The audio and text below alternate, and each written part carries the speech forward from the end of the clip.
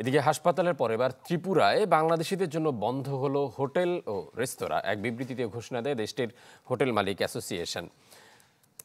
বলা হয়, চলমান উত্তেজনা না কমা পর্যন্ত সাময়িকভাবে বাংলাদেশিদের কাছ থেকে কোনো বুকিং নেবে না তারা।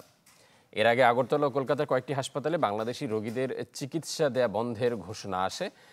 সোমবার রাতে সামাজিক যোগাযোগ মাধ্যম এক্স হ্যান্ডেলে ইসকনের মুখপাত্র রাধারমণ দাস দাবি করেন, চিন্ময় দাসের আইনজীবীর উপর হামলা চালিয়েছে দুর্বৃত্তরা। আর সেই আইনজীবী এখন আইসিইউতে চিকিৎসাধীন আছেন বলেও দাবিদার। তবে এখনও যাচাই করা সম্ভব হয়নি এই ঘটনার সত্যতা।